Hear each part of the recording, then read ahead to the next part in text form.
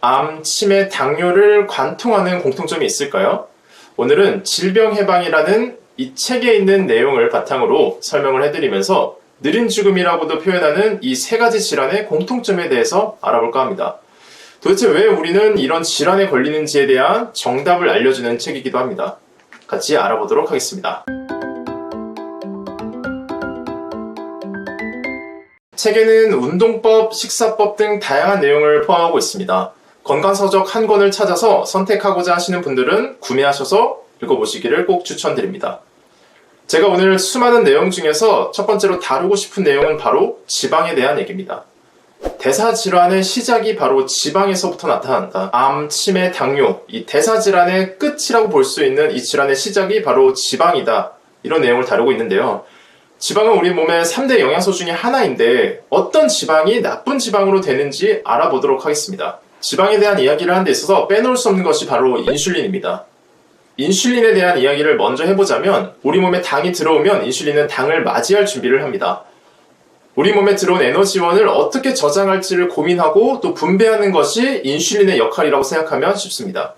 쉽게 생각해서 에너지 창고 관리자 같은 역할이 바로 인슐린인데요.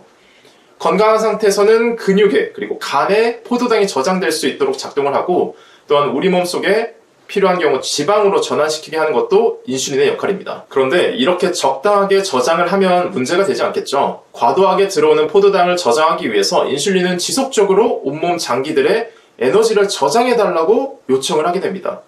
우리 몸에서는 이미 과도하게 저장된 거에 대해서 거부를 하겠죠? 바로 이것이 인슐린 저항성입니다.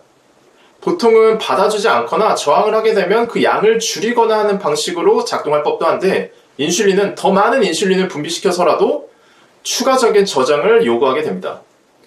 대사질환과 고인슐린 혈증이 같은 말이다 라는 것도 여기에서부터 나오는 것입니다.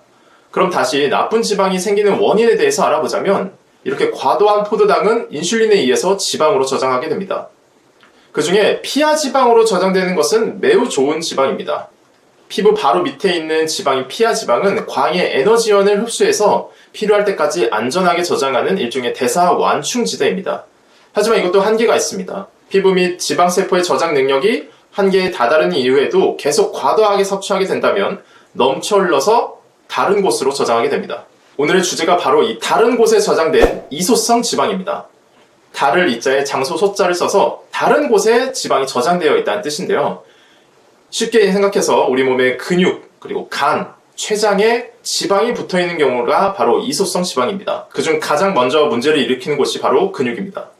근육에 지방이 쌓이면 정상적으로 포도당이 들어오는 인슐린 의존성 운반 체계를 교란시키며 결국 아까 말씀드린 인슐린 저항성을 유발하게 됩니다. 신체 활동을 하지 않고 근육을 통해 에너지를 소비하지 않으면 인슐린 저항성의 진행이 더 빠르게 진행됩니다. 악순환이 계속되는 거죠. 즉 지방이 흘러 넘쳐서 근육에 들어가면서 인슐린 체계를 교란시키고 망가뜨려서 인슐린 저항성이 시작되고 또 인슐린 저항성은 아까 말씀드린 대로 지방을 더 쌓이게 하는 역할을 하게 됩니다.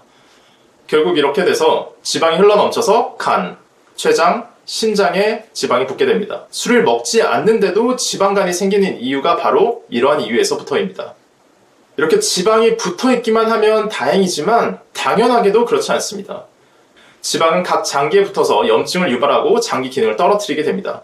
지방간으로 간 기능이 떨어지고 췌장에 지방이 생겨서 적절한 인슐린 대사가 일어나지 않고 근육에 붙어서 정상적인 에너지원을 발생하지 못하게 합니다.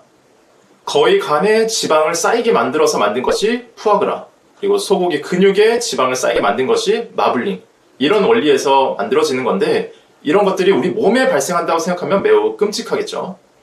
이것이 질병해방이라는 이 책에서 강조하는 이소성 지방이고 이 이소성 지방이 우리 몸의 모든 대사질환의 시작이다. 그리고 그것이 이어져서 암, 당뇨, 치매로 이어진다. 이렇게 얘기를 하고 있습니다. 만약에 내가 당뇨나 다른 질환을 가지고 있지 않은 상태에서 지방간을 진단받았다 한다면 이건 사실 일생일대의 기회가 될 수도 있습니다. 이 책의 저자는 지방간은 빙산의 일각이라는 표현을 쓰기도 하고요. 이 대사질환으로 가는 기차가 이미 출발했다고 얘기를 하고 있습니다. 이 다음 역이 바로 당뇨, 치매, 그리고 암입니다. 그렇기 때문에 이 지방간 진단을 받으신 분들은 일생일대의 기회다 생각하시고 이 기차를 멈출 수 있는 최대한의 노력을 해야 됩니다. 그럼 이런 지방은 어떻게 하면 없앨 수 있을까요? 답은 사실 모두 이미 알고 있습니다.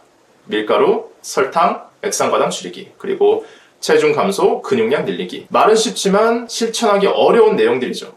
하지만 내가 대사질환을 가지고 있는 상태라면, 예를 들어 혈압이든 이상지질혈증이든 당뇨든 이런 질환을 앓고 계신 분들이라면 최소한 한 번쯤은 내 몸의 탄력성, 회복력을 위해서라도 엄격한 식단 조절과 운동을 통해서 개선되는 경험을 하셨으면 좋겠습니다. 앞서 말씀드린 인슐린 저항성은 단순히 인슐린을 거부하는 거에서 끝나는 것이 아니고 세포 입장에서 생각했을 때 인슐린의 신호를 받지 못한다라고 볼 수도 있습니다. 초인종을 눌러도 문을 열어주지 않는 것이 아니라 문 자체가 고장난 것이 바로 인슐린 저항성일 수 있습니다. 그러니 내 문이 작동하고 있는지, 세포막이 정상적인지, 당뇨를 예를 들면 내 몸이 약물을 통해서 혈당이 유지되고 있다고 하더라도 이런 식습관 개선을 통해서 혈당을 낮추는 경험을 하는 것이 매우 중요하다는 뜻입니다. 영양 성분으로는 레시틴, 베타인, 엽산, 그리고 오메가3 등이 이 이소성 지방을 줄이는데 매우 도움이 됩니다. 실제로 지방과 환자에게 레시틴과 오메가3만 드시면서 매일 운동하시고 체중 감소하시길 부탁드렸는데 실제로 2달 정도 영양요법과 식생활 교정을 통해서 지방간이 좋아진 사례들이 매우 많습니다. 그러니 이 영상을 시청하시는 여러분들도 꼭 다시 한번 다짐하시고 대사질환의 시작인 이 이소성 지방을 제거하는 노력을 하셨으면 좋겠습니다. 인슐린 저항성과 이소성 지방, 이 두 가지를 꼭 기억해 주시고 이 두 가지를 없애는 것이 내 몸을 지키는 정답이다 라고 생각하시면 좋을 것 같습니다. 오늘도 긴 영상 시청해 주셔서 감사합니다. 구독해 주시고 다음에 또 좋은 내용으로 찾아뵙겠습니다. 감사합니다.